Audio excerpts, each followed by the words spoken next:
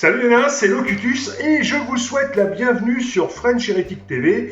Donc pour un nouveau tuto en compagnie de Sieur Isno. Coucou tout le monde, désolé on est fatigué Voilà, par il le commence soir, déjà à bailler, on quatrième est pas vidéo de bien, la hein. journée. Voilà, et donc nouveau tuto, plutôt super content d'être à nouveau avec Isno pour cette série de tutos. Plaisir partagé. Voilà, super. Et ben écoutez, vous savez quoi? On va passer sur Isno et il va nous expliquer un petit peu ce qu'il va faire, Ouais. comment. Allez, c'est parti, Ouais, on donc, t'écoute. on va partir gentiment sur le beat que vous connaissez déjà. On avait utilisé pour le tuto NMM, pour le tuto cuir. Là du coup on va en profiter pour traiter la fourrure pour que le beat sentier soit utilisé quoi. Yes. Et donc on va partir sur une recette assez simple pour aller chercher une fourrure plutôt rouquine. Yes. Voilà, donc on est toujours sur des tutos assez simples par rapport à YouTube. Ça marche. Et voilà. Donc, au niveau des pots, donc on va commencer par tout baser en Rhinoxide. Brun un peu rouge, assez foncé, bref, du simple classique. Qu'on va venir éclaircir. Hop, viens par ici. Fais pas la focus surtout, ça me ferait trop plaisir. Dans boule brown, voilà, donc toujours un brin assez rouge. Scrag brown. Tu vas se focus des fois, moi il me fait chier. Donc d'accord, on en est là. Il n'y a pas de jaloux. Scrag brown, donc du marron orangé, avec du Desclos brown, toujours du marron orangé, et du Bestigor flèche, pardon. Où là on est clairement sur du marron très pâle orangé. Voilà. Alors pourquoi tant de couleurs pour une fourrure aussi simple? C'est très simple, c'est que selon où la fourrure va être, déjà les poils d'un animal c'est pas uni. Donc déjà plus il y a de teintes, plus c'est réaliste, toujours comme pour le cuir en fait. Et surtout ça va être en fonction de la lumière. D'accord. Donc la fourrure qui va être côté cap va être plus sombre, alors que la fourrure qui va être sur les épaules va être plus claire. D'accord. Et donc Voilà, du coup pour le... Tu dis effectivement différents aspects du poil en fait. Tu comptes faire un petit peu comme tu avais fait avec le cuir, c'est-à-dire partir sur une base de stippling au niveau des... Ouais. D'accord, pour donner de la matière au de la matière poil. de fourrure, hein, elle est déjà sculptée. On peut voir que la fourrure est déjà sculptée. Ouais. Donc, mais par-dessus cette sculpture, il faut bien sûr donner de la matière, oui. Yes. Sinon c'est pas bon, sinon c'est raté. D'accord. Si c'est traité comme du métal, c'est raté. Je pense. Tu connais mes... Le NMM poil. Oui, c'est pas fou. Le NMM poil, c'est Du coup, on appellerait ça pas un NPM. Enfin bref, j'arrête mes conneries. Ouais, NPM quoi. non poil métallique. Voilà, c'est ça. Non, je sais pas, tu vois. Allez, hop, c'est parti. On va attaquer On tourne. avec le petit Rhinoxide. Voilà. Un taille de chez Raphaël, toujours. Yes. Gentiment dilué, pas trop. C'est de la... Donc c'est parti pour le Rhinoxide. Alors n'hésite pas, Isno, à dire en même temps un petit peu ce que tu fais, dans quel sens, si effectivement... Bon là après on est sur une base, hein, donc il n'y a pas grande... tu bases quoi. Alors je base, alors après sur les bases de fourrure comme ça, c'est plutôt intéressant d'avoir une base assez fine, quitte à faire plusieurs fois, mais pour aller bien dans les creux de la fourrure. Yes. Pour aller bien, les fourrures étant très biscornues, il y a beaucoup de petites arêtes, il y a beaucoup de petites choses comme ça. Donc faut parfois insister un peu pour aller dans les creux, donc prendre plutôt une peinture diluée, histoire de ne pas faire de boulettes. Histoire de ne pas avaler le détail avec une couche trop épaisse. Et là encore une fois, comme entre guillemets là par exemple où je suis, ça va être vraiment beaucoup plus clair que ici. Alors vas-y, continue. Je vais faire un petit truc sur la cam, parce que comme vous pouvez vous en apercevoir, nous ne sommes pas sur un fond noir. Et non. Ce qui veut dire que je vois tout de suite quand la cam n'est pas correctement mise par rapport au quadrillage. Ah bah ouais, forcément. Bon, c'est un peu la honte. Voilà. Ah bah faut peut-être leur expliquer où on tourne. Hein. Merci à la dame du Airbnb quand même. Ouais, enfin, j'espère tout de même que... Que tout ceci n'est que passager. Non, mais surtout qu'ils auront vu La vidéo Patreon. la vidéo absolument par rapport à la présentation du Patreon. Et donc, bah, ça fait partie. Bah, vous pouvez le voir hein, derrière moi. Voilà, il n'y a pas de, voilà, on n'a pas suspendu les draps. On n'a pas fait tout ça. Donc voilà, c'est la deuxième, troisième, quatrième vidéo déjà en une journée. Ouais, déjà. Hein, en une après-midi même, on peut le dire. On charge. En une demi-après-midi même. Dans le sud de la France. Alors pour situer un petit peu, tiens d'ailleurs, petit clin d'œil à toi Alexandre. Voilà, nous sommes en fait sur une petite ville sur le pourtour de la Méditerranée. Donc, comme je vous l'ai dit, c'est une ville voilà, Metz, en face de Sète, sur le bassin de Thau. Voilà, et donc Isno nous a rejoint pour faire cette deuxième grosse série de tutos. C'est ça.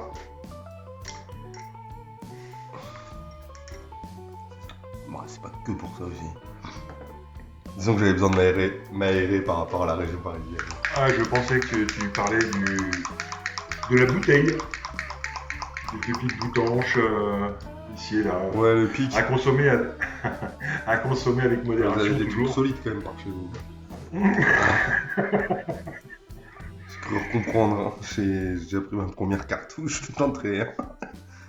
Enfin, il y avait le train, il y avait tout ça. Après, on m'a pas laissé rentrer dans le train. Donc là, du coup, tu es parti. Punaise, je n'ai même pas pris le temps de regarder sur la palette. Donc là, tu es sur quel sur le Dumboul. Le Dumboul. On est direct sur le Dumboul qui va servir en fait de base au poêle à la lumière. Ouais.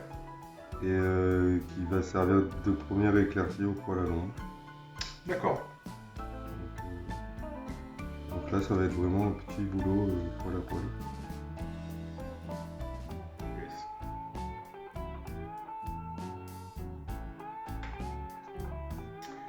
Bon, il y en a un truc. Vas-y, hein, t'embête pas. Alors, juste un truc par rapport à la cam qui me paraît un peu bizarre et pourtant non. Bon, ok. Hop.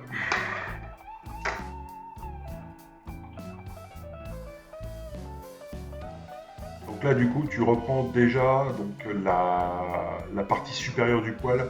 Ouais.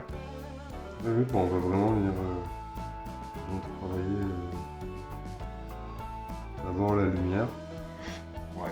Les premières lumières vraiment. D'accord. Alors au début, ça va pas forcément être bien visible. Est-ce que tu veux que je baisse l'intensité lumineuse? Tout à l'heure, tu m'as demandé éventuellement pour la lumière. Non, pour l'instant, non, c'est bon. Pour l'instant, ça va. Ok.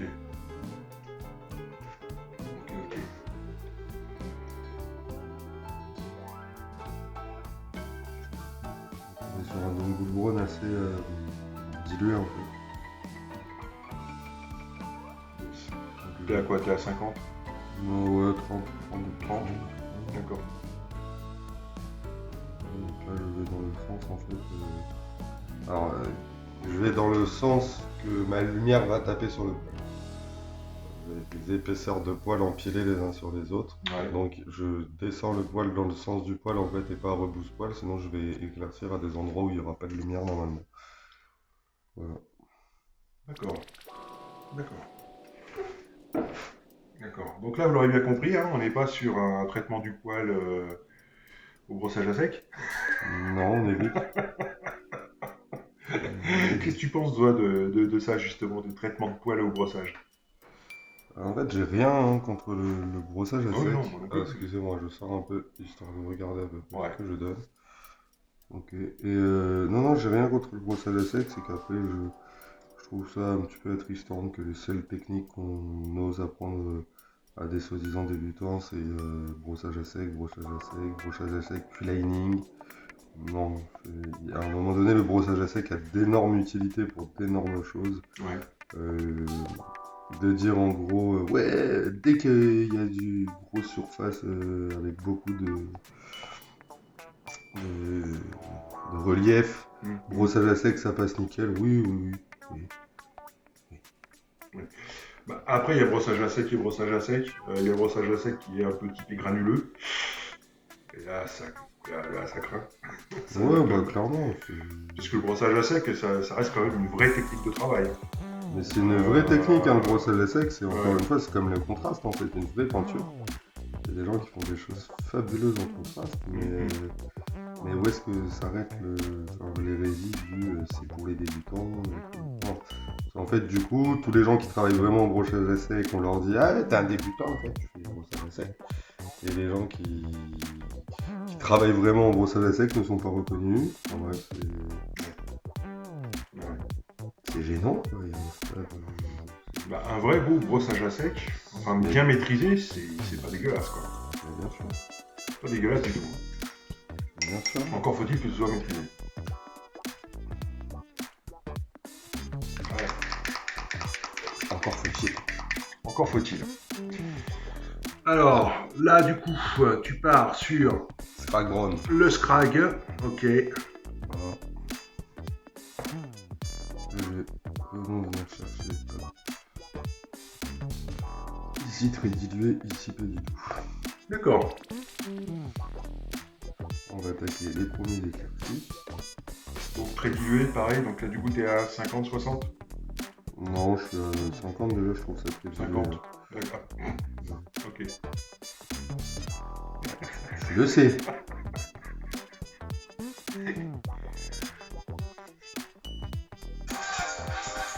Ah,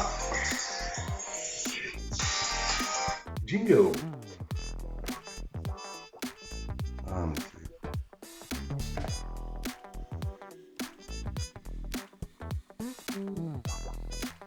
allez, c'est pas grave. Parce que c'est pas perdu. Non. Bon, de toute façon, ouais. Ils sont pas censés être au courant non plus que... Bah, en fait, moi, c'est ce que je dis à tout le monde, quoi. Si je décroche pas la première fois, ça sert à rien d'insister une deuxième fois, quoi. Oui, des fois j'insiste. Ouais, tu l'as pas encore fait. Non, je crois pas.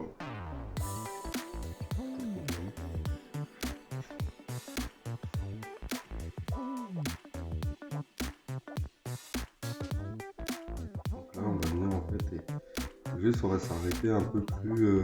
Ah oui, pardon. Hop. Comme ça, on est toujours dans le poil. Dans le sens du poil, et on s'arrête juste un peu moins bas.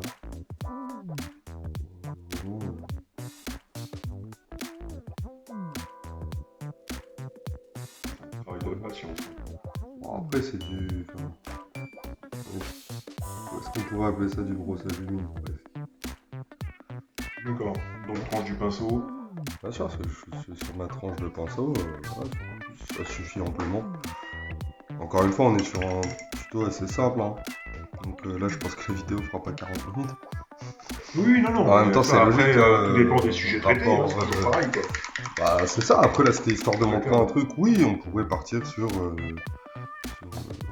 Oh, ah, excusez-moi. Donc là, on est parti Pépère, va sur falloir qu'il s'y mette. Hein. Je suis désolé, il va vraiment falloir que je me réveille.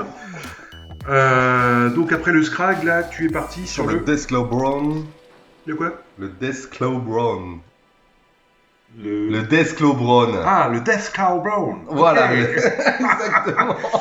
Donc pour ceux qui ont la référence, attends, c'était, c'est pas vrai, c'est arrivé près de chez vous, c'est, oh non, mais c'est pas possible ça. Comment ça s'appelait ce film avec les nuls, Les inconnus. Chantal Leby, Chabat et tout ça. Ah, Ah là là, la carioca, là. Tu sais, il se mettait...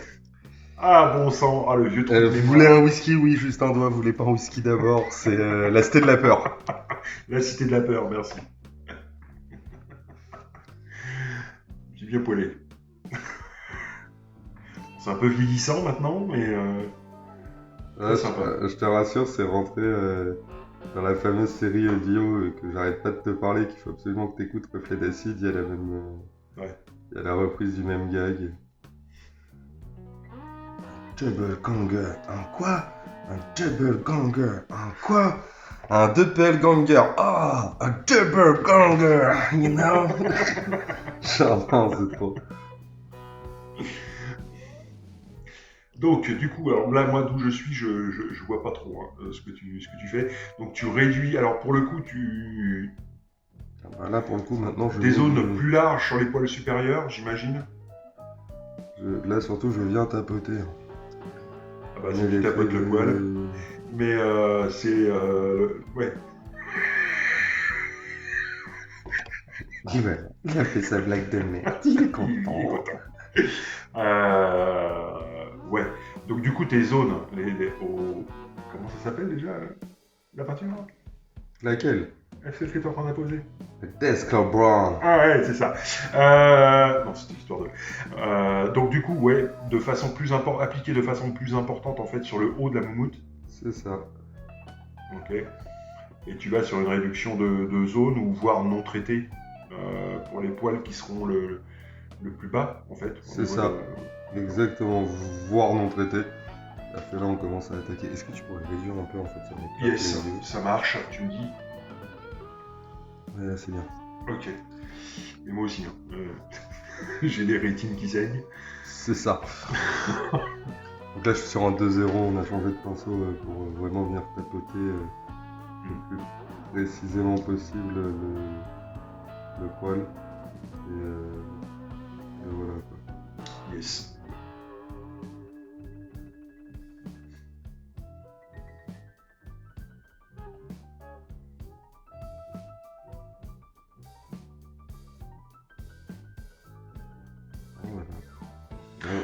En tout cas, j'en profite là vite fait. Lâchez-nous des commentaires. Il n'y a pas assez de commentaires, les gars. Sérieux. Essayez de nous orienter par rapport à si ça vous plaît, si ça vous plaît pas, machin. Dites-le nous parce que nous, il n'y a que comme ça qu'on pourra essayer de vous contenter au mieux, au final. C'est le but, hein.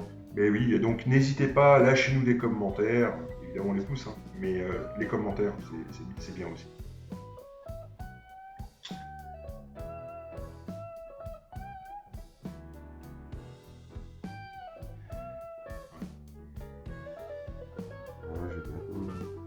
On a bientôt fini aux.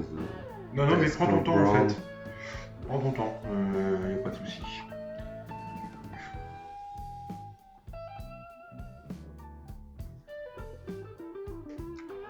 Vous avez remarqué, ce 02 n'est pas dans la première jeunesse. C'est pour ça que je me permets de tapoter un peu comme un sourd dessus.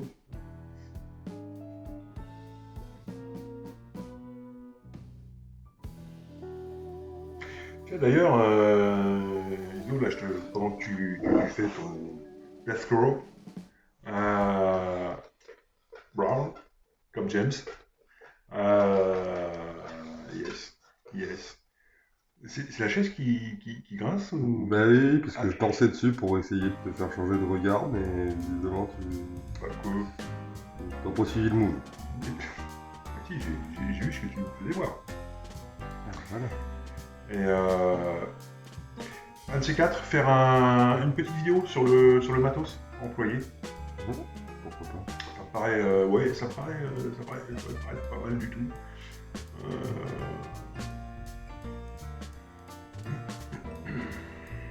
Parce que très récemment, j'ai découvert une autre façon de peindre un petit peu quelque part. Ah bon. J'ai un peu l'impression de reprendre un petit peu à zéro si tu veux, mais et en fait je crois qu'il faut utiliser le bon matos dès le départ parce que sinon c'est horrible. Ah bah oui. C'est horrible. Très très content et puis voilà quoi. Yes. Donc on va passer au vestigore flèche. Yes. Clarté ultime, petit point de lumière. Alors attends, juste le temps pour moi. Ah la vache, je suis emmêlé dans mes câbles. Tout ça. Ah, c'est horrible. Eh ben, je vais vous filer la beugère.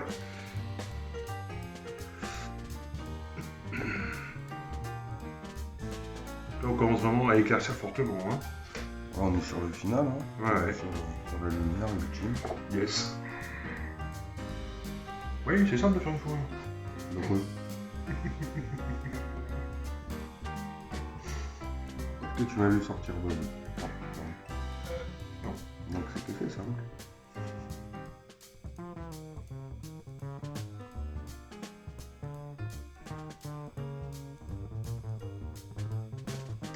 Alors là, je suis en train de me rendre compte, excusez-moi, vous allez voir mon bit 2 secondes, je suis désolé.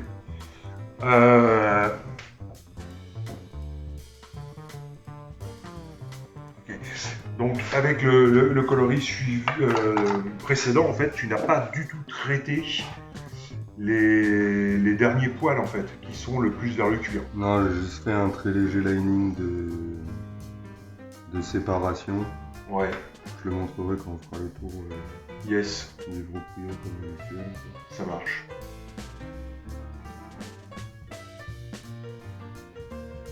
Donc là, évidemment, donc plus les coloris sont clairs et plus on reste sur le dessus, en fait. Ah, c'est surtout, on va là. On revient sur la lumière vraiment. Donc, Ouais. on est sur de la peinture pas trop diluée. Ce qu'il faut. D'accord. Là, en dilution, 30. Oh, Beaucoup moins. oh. D'accord. En fait, ce qui est trompeur, c'est le fait que tu es dans tes pots ces Oui. petites billes dont on a déjà parlé, quoi. Ce qui rend en fait la peinture beaucoup plus homogène. Il y a ça et puis il y a surtout le fait que mes peintures sont déjà diluées à 40% par rapport aux peintures Games pour avoir été transférées pour les transférer dans les pots. Ouais, donc forcément, ouais, waouh, ah ouais, mais alors là, ça fausse énormément de choses. Ah ouais. Parce que ça veut dire que tu es au minimum dilué à 50-60% par rapport à une peinture d'origine. À peu près. Grosso modo, ouais. Donc, ouais, important à prendre en compte en fait, hein, lorsque l'on parle des dilutions. Du coup, les différentes dilutions c'est qu'on pas vous de donne, l'additionnel. vous rajoutez 40%. Non, c'est pas de l'additionnel parce que c'est pas dilué à l'eau dans les pots. Ouais. Non, c'est dilué avec des choses qui rendent fluidifiant mais qui ne diminuent pas forcément le pigment. Parce que j'utilise du Foam Power de Valero. D'accord. D'accord.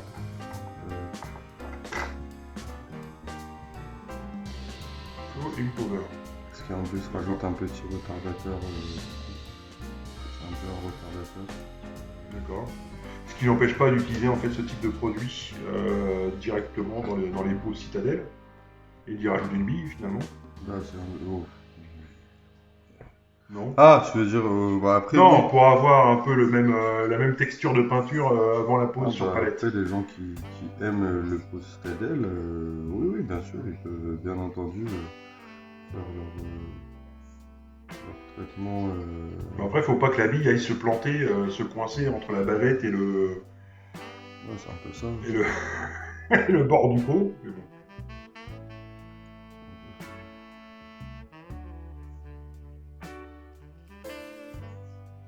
Donc là, ce que je peux voir, mais je vois pas grand chose, je vous l'avoue. Donc là, t'es vraiment sur le bout du poil. Je suis sur là où il y a la lumière qui va venir. Ouais. Pas forcément le bout. Hein. Là, tu vois, là, le poil il est courbé. Ça va être plutôt le début du poil. D'accord. Ouais, je vois pas. Donc ouais. Ou très peu en fait. J'ai uniquement le petit écran de retour. Vous verrez bien que sur ce genre de truc, j'ai du mal à voir.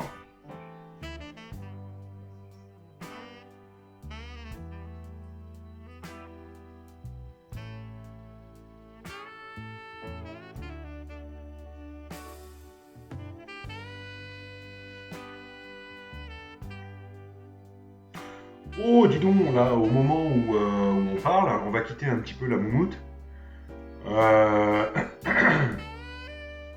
Warhammer Community. Ouais.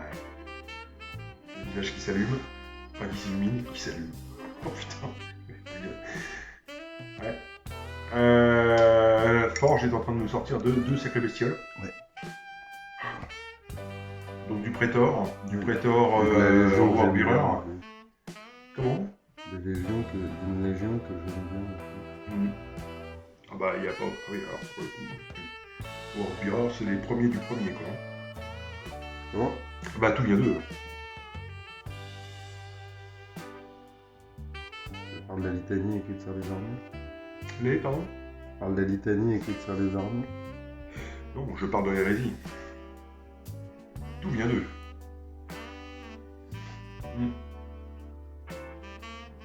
C'est vraiment le premier, le tout premier, quoi. Le tout premier est un World Bearer. Le premier est ce qu'on appelle hérétique. Un World Bearer. D'ailleurs, on parle dans les tout premiers bouquins de la Black sur l'hérésie d'Horus. On parle d'un certain Chaplain du nom de Erebus, donc des World Bearers, qui vient donc pourrir en fait la loge des Sons of Horus. Et c'est lui qui emmène d'ailleurs, qui arrive à convaincre Abaddon, d'emmener Horus, lorsque celui-ci est mortellement blessé, dans la loge du serpent. Sanctuaire du serpent. Voilà. D'ailleurs, Erebus, on a une fille qui est déjà produite chez Forge. Par contre, elle n'est vendue qu'en duo, en fait, sur un simple scénique. Le fameux Erebus.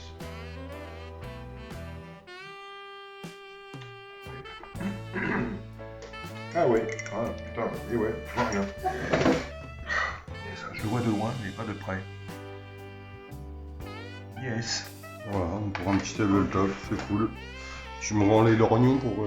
C'est marrant, moi j'aurais pensé, alors je retourne donc l'écran de contrôle, toc. C'est marrant, tu vois, j'aurais pensé que tu serais allé pratiquement en termes d'éclaircissement, jusqu'à un, un screaming, Un Ushabti ? Un Ushabti, ouais. Ouais, en travaillant plus, on peut s'amuser à rajouter de l'Ushabti dans le bestiaire. Dans le bestigore. Pour essayer d'aller encore plus loin, mais c'est un poil.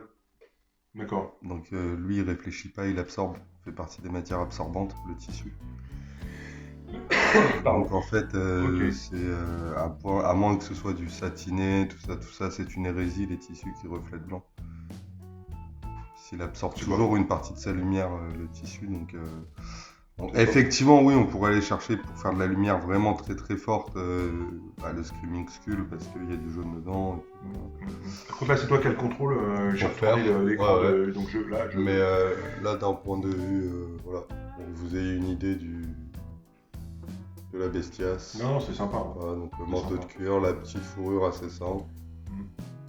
Et ton choix de couleur par rapport à la fourrure, tu l'expliquais en fait parce qu'il faut que ça reste homogène en fait par rapport au schéma de couleur que tu veux utiliser en fait sur le perso dans sa globalité, quoi. Ouais, là on est parti sur une peau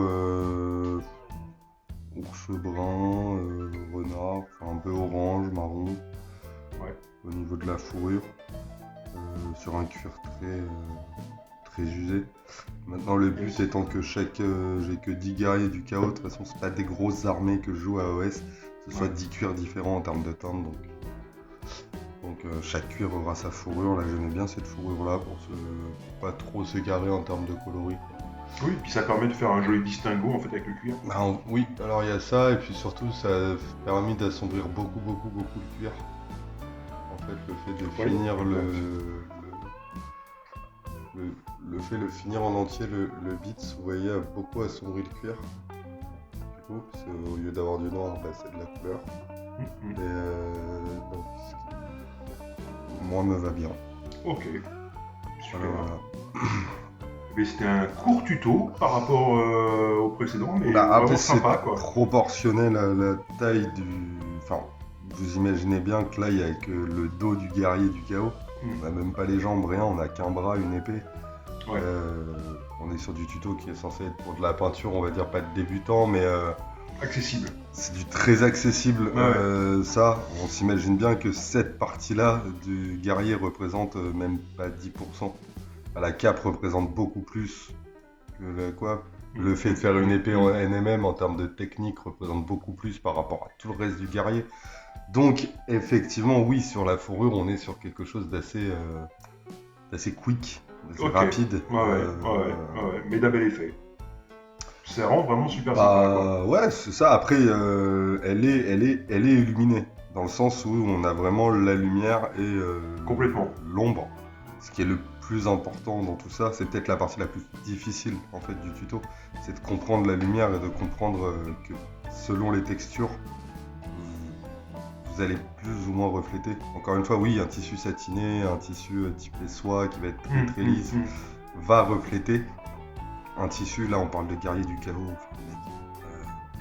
il dépaisse la bête sur place, quoi. Ouais, c'est ça. Ouais. Alors, pas de chichi, quoi. Il n'y a pas de chichi, il n'y a pas de traitement. C'est clair. Le reflet blanc est une hérésie. Ok, Vous voyez super. Bien, même ça qui est sur un tissu très typé un peu synthétique, quoi. Oui, vous voyez bien que ça... un administratum grec, quoi. Voilà, vous voyez bien que ça ne réfléchit pas le blanc, alors que je vous garantis que la zénithale là, elle est blanche, on reste gris, quoi. Ouais, tout à fait, ouais. Tout à fait. Le blanc n'est utilisé que dans le cadre d'une réflexion pure, donc d'une matière réfléchissante à 100%. Ok, super.